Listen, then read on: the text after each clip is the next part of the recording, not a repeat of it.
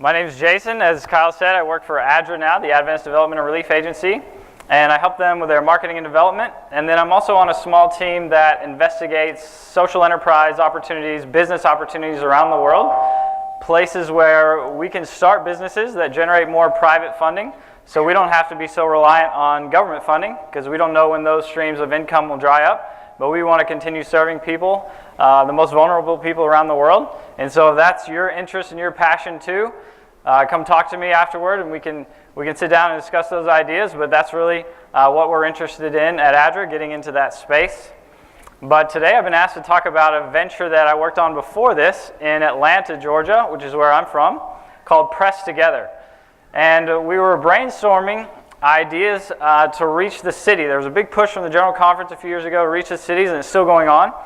And we thought health is the way to go, and we wanted to go after the wealthy. Often in our evangelistic efforts, we go after poor people. They have an obvious need, and we can meet that need. We thought, well, how can we get into the lives of wealthy and influential people who aren't in our sphere of influence? And so I'm not a foodie kind of guy. I didn't really want to start a restaurant. That's really expensive, but I can make some killer juice. And so we developed some juice flavors in my house, and we said, hey, we're going to do a juice bar. But before we get into that, you guys are all here to talk about business and religion, and as Adventists, at the end of time, no one will be able to what? Oh man, right on cue. And so what are we all going to do? Are we all going to be unemployed shortly? Should we even be talking about this? There's a super interesting quote I want to read to you guys in Last Day Events. And do you remember that parable Jesus tells in Matthew 24, Luke 17, 2 will be sowing in the field, 1 shall be taken the other left, 2 women will be grinding at the mill, 1 shall be taken the other left. And oftentimes we talk, and the disciples are like, where, Lord? And we're like, is it where are they taken or is it where are they left? And that's the part we talk about. Well, there's a super interesting quote in Last Day Events. This is what it says. Christ declared that when he comes, some of his waiting people will be engaged in business transactions. Did you hear that? Like mind blown, right? Some people are going to be doing business who are looking for Jesus coming when he comes. I don't know how it's going to work.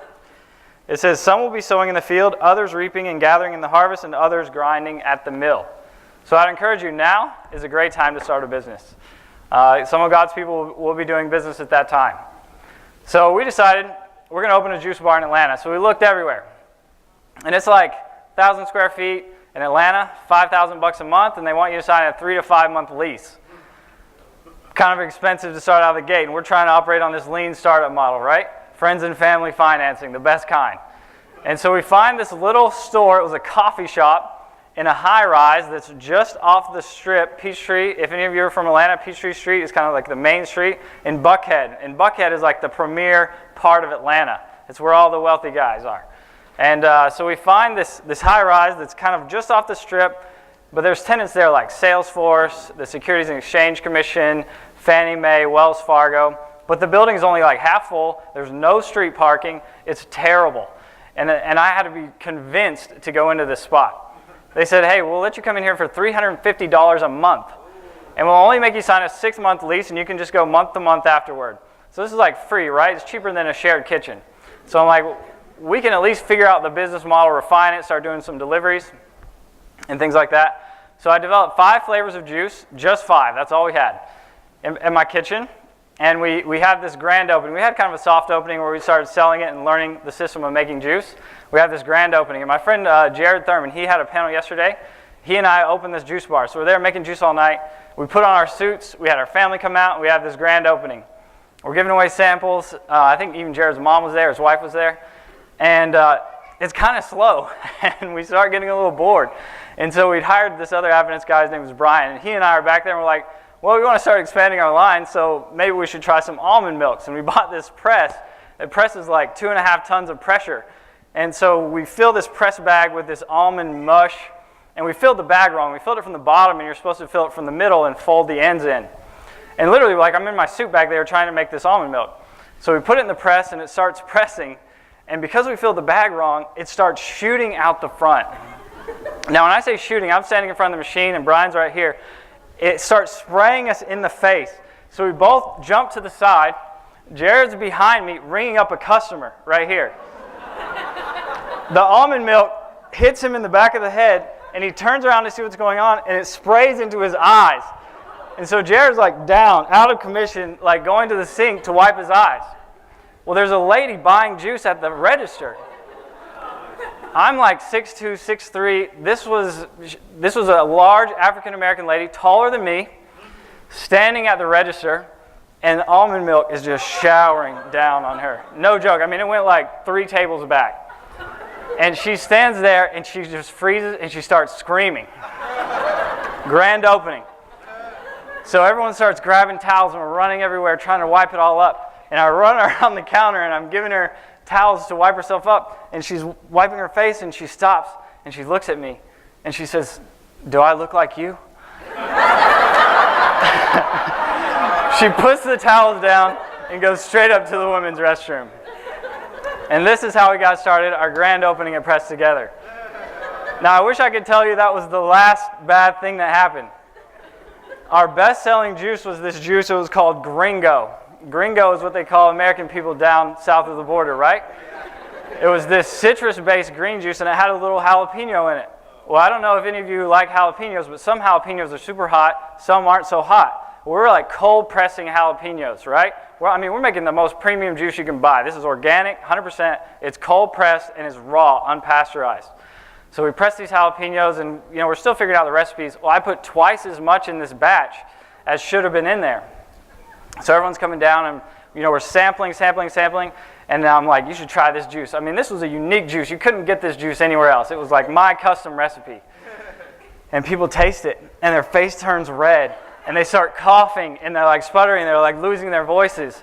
And they're like, "What's in this?" And I'm like, "It's a little jalapeno, a little splash of jalapeno." A little splash, right? Well, what happened was, it was the best marketing thing that could have happened to us, because they went and told everyone about it. And it really taught me an important lesson about marketing in life. And that's that often we want to blend in with everyone else, right? Maybe we want our clothes to look the same, our social media page to look the same. But if we want to do something that makes people remark about us, if we want to do something remarkable, we got to do something a little different, right? And so they shared this experience, so everyone's coming down from the building like, "I got to try this jalapeno juice. Where is it? Everyone's telling me about it. It's super hot." We toned down the jalapeno in there, and that ended up being our best-selling juice. We still have it almost every day. And so this is how we got started. So we had this one store. We expanded there. We did some more juices. I think we did about 8 or 9. Then we started making smoothies. We got into acai bowls, like immunity shots. We tried raw food for a while. I mean, we tried everything, just seeing what would work. And about 9 months later, we opened a second store. And then a year after that, we opened a third store. And the Lord was really blessing. Things were going well. We were delivering to companies every week. We were going to some farmers markets. And so as time went on, we had this lady who was ordering juice from us in these really odd amounts. We started making these cashew milks, and she'd order like 10 at one time. And we're like, that's not really the most healthy thing, to just be drinking all this cashew milk. And so we started trying to find out, what was going on. This lady was married to the trainer of the Atlanta Hawks NBA basketball team. And she'd order all this juice when her husband would go on these NBA trips, because I guess she didn't want to cook and they were more filling. Well, her husband comes home and is like, "Hey, what's that?" He starts drinking some. He ends up losing like 60 pounds. You think professional trainers of athletes, they'd be the most healthy. No, not necessarily. He's like, "This stuff's amazing. I got to get my players to drink this stuff." So he brings us down to Phillips Arena and puts a cooler, like pressed together cooler, down in the locker room of the NBA players. And so we're delivering to the Hawks every week. And he says, "Hey, let me introduce you to my friend over at the Atlanta Braves, which is our Major League Baseball team." So they're like, "Hey, we want to get our players more nutrition. They need to recover better. What do you have?" So we brought in samples for them. They're like, "Hey, we love it." So we met the chefs, and we put it down at Turner Field at the time. And so we had the Hawks drinking our juice, the Braves drinking our juice, and back at that time, the Hawks were number 1 in the East. Now, they're down at the bottom, but they're not getting juice anymore. And so that's what happens. So the Lord was really blessing what we were doing. We hired all Adventist young people working their way through high school, college. We had some refugee kids who were on scholarship to go to Adventist school. We gave them a job over there. And so that's kind of how we were doing it. Now, how do we do mission work out of a juice bar? All of our shirts, on the back of them, said Jesus' first miracle was making juice. And people were like, man, that's a dope shirt. Like, where do I get that? And I'm like, it's a true story. And they're like, what? And so I say, yes, in John chapter 2, go check it out. And people who never had any idea that that was in the Bible. We started these things called Juice and Learns, where we would go to companies and we would give away free juice if they'd all come listen to a health talk that we would give. And so Jared or another guy would give a presentation, like 30 minutes, and we'd talk all about the Adventist health message, how to live, like the Adventists in the blue zones. And we'd give the whole presentation. They didn't even necessarily know we were Adventists, but a whole bunch of them would line up in the end, and they'd want to talk to us because they had different health challenges. And of course, we'd tell them, we're Adventists, and we'd share these principles with them. And so we started doing that. We actually hired someone who got paid a lot of money, and I think this is a business for any of you. If you have a product to go around and give health talks at businesses, they have money set aside for health and wellness that will pay you to do that. So we did those. We didn't necessarily have great controversies and Desire of Ages and glow tracks on the table. My wife and I wrote a health book, and we'd give that out at different events. But a coworker of mine would always have books on hand to share. But he would tab certain pages, and he would highlight things.